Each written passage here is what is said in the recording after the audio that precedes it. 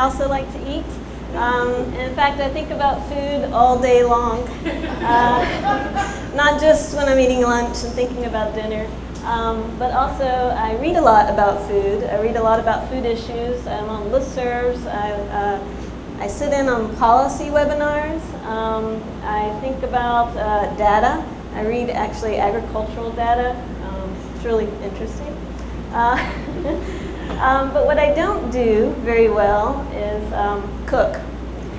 My husband is actually the cook in our house, and I've never really enjoyed cooking, but I've always loved to eat.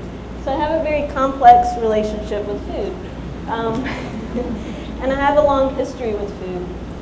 This is my great-grandmother, Ressie, and this is a very bucolic picture of her in Equality, Alabama. That's near Eclectic. But it wasn't really bucolic for her because they were subsistence farmers, meaning that they grew only what they could to eat. They didn't actually sell food, but they just grew it to eat. And it wasn't too long after that that they moved from there and went to the big city of Birmingham, Alabama, and to try to seek their fortune. And they didn't quite do so well. They remained poor. But what they brought with them was the ability to grow really good food. So around 50 years later, in the 70s, that's me there in the front. You see from left to right my mom, Carol, my grandmother, Betty, my great-grandmother, Ressie, who you met, and my great-great-grandmother, Susie. We called her Big Mama.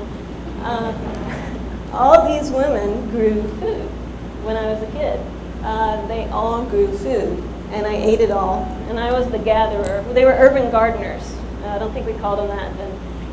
But I was the gatherer, and I would go out and I would pick what they grew. I also would gather figs, pecans, and muscadines, which was my favorite because they paid me for the muscadines because we didn't cultivate them. They were growing in the woods out near our house, so I got paid 10 cents a bucket. And so that's what was going on then in my life. In the 80s, my family's fortune changed. It got better. My parents started doing really well. We moved to the suburbs. We moved away from my grandma's. My mom started buying all the food at the grocery store. She quit growing food. It just wasn't really interesting to her, really in the old days anyway, so she quit that. And I started noticing, as a kid would, I wasn't really thinking about it a whole lot, but I got a lot of stomach aches all the time, sometimes daily. So in the 90s, when I moved away, I did a bunch of different things, but I found myself working at the only health food store and vegetarian restaurant in Birmingham. And because I was working retail, I ate there all the time. And eventually I noticed that I didn't get stomach aches all the time. I mean, I hardly ever got them when I ate there. And so I decided that I'd become a vegetarian, and I'd quit eating all the stuff that I'd always eaten with all my family. I started talking horrible to them and telling them that they were eating horrible things and they needed to change their diet. And I was insufferable, and they quit inviting me over. And so that progressed, and then in the late 90s, that was the early 90s, the late 90s, I got married and pregnant, and I decided that I wanted to move away from Alabama, and I wanted to go somewhere more progressive. And so, of course, we moved to North Carolina, and it was much more progressive at that time, and now so as well. And I worked at a food co-op, actually, and it was really amazing, and it was in a low-income neighborhood, and we did a lot of outreach. We took food stamps. We actually had a mobile market, which at that time was not normal, and it was a really cool place, but it was also very intense. And there were times when I kind of felt like an outsider there because I felt like I had to sneak around to eat fried okra and biscuits, and so it was an interesting time for me. And then eventually we moved again, and we ended up here in Savannah, and I ended up working in social services. And during that time, I started gardening with people, and I got to witness firsthand extreme hunger and extreme disconnect from food. And the labels that people were giving to the people I worked with homeless or poverty or hunger didn't really fit what I saw when I met them personally. And I also saw that their relationships to food didn't necessarily fit the labels either. Food stamps, assistance, their relationship to food was based on culture and place and their upbringing. It was just like mine.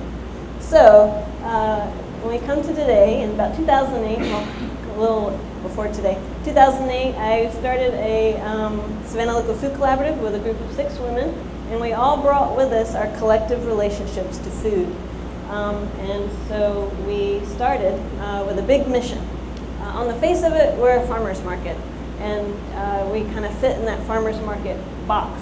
But back behind it, we have a lot going on. We're interested in growing and securing our local and regional food shed through education and outreach, and we want to increase access to fresh, healthy food by supporting our small farmers, and that's a huge thing. So you had to break it down. When you think about education, very few people know about where their food comes from. We've kind of forgotten that along the way. So we do a lot with education. We partner with the Coastal Health District, which is the local public health department. Access, we do accept food stamps, and so we did that through a merge with Starland Market and merging with Step Up Savannah. And then we also, we got this great grant to double food stamp purchases, and so we did, and we thought we would just be inundated with people, and we weren't, so that's where the outreach comes in. We had to talk about that a lot. But then we have, on either side of that long mission statement, you might have seen we want to grow and secure our local food shed, and we also want to support our local farmers. So how do we do that? Well, we focus on our farmers, and we have to do that because a local food system is only as good as the farmers. So I have a few people for you to meet. This is Joe King. He works with Clark & Son Organics. He started gardening or farming at 5. His dad was a sharecropper. And then as an adult, he worked for 36 years farming until he could no longer farm anymore. He became disabled. He literally couldn't do the work anymore. But he wanted me to tell you guys that he loved it so much that he actually volunteers now for Clark & Son Organics. And he comes to all the farmers markets, and he does farm tours, and he just exudes what it is to be a farmer. And he generally lights up the world with that smile. This is Ariane McGinnis.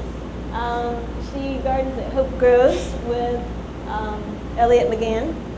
And they call themselves the farmers you can believe in, but I call them the future of food, future of farming, because they're just amazing young people, and they grow things in such a way that it all works together in a synergistic way.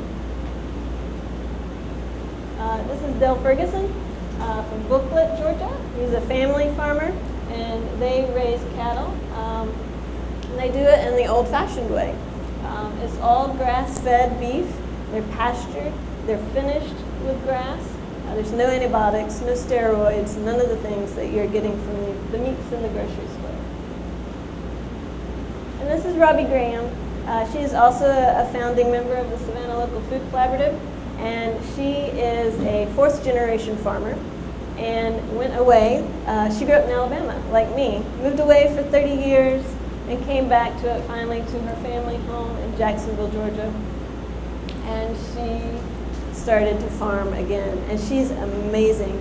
And she really thinks about how can we get good food to everybody, not just those that can afford it. So all of these relationships together help us work on the food system. And it takes everybody's relationship together to work on the food system, because you guys are probably thinking right now, if I grew up with food, I worked at all these health food stores, I work on a farmer's market, that I have this really, I'm like a perfect eater. Well, I'm not, because I grew up in Alabama, and I love fried okra and biscuits, and Birmingham has the best barbecue in the world. And these, in my relationship to food and my family, was very complex. We had to eat at the grocery store. I have to pick up stuff at the grocery store. And so we wonder, what can we do if we have this food system in place where when you're hungry, and we get hungry every day, where do we go? And what they're giving us is not necessarily the best. What do we do? What do we do? We try. We try. There are good people in our community that are making good food. And if you can't get to the 4-hour farmers market during the week, well, there are options. There are CSAs. There are restaurants that are buying from local farmers. There are people doing community gardening. There are people making prepared foods in our town from local farmed food. So just pick something. Pick a place that works for you and get it, because we all need to work on our food system. These few farmers are not all that we have, but we don't have much more than them. The farmers in Savannah are very small. There's very few acres in production. So we need to support them all so that they can continue to do it. And if we all support them in just little ways, then that will start to change the economy. And more farmers can grow more food. And then we can start feeding more people so that people like me can get it to the others that don't have quite good access to it. Because we all need good food, because we're all hungry and we all need to be fed.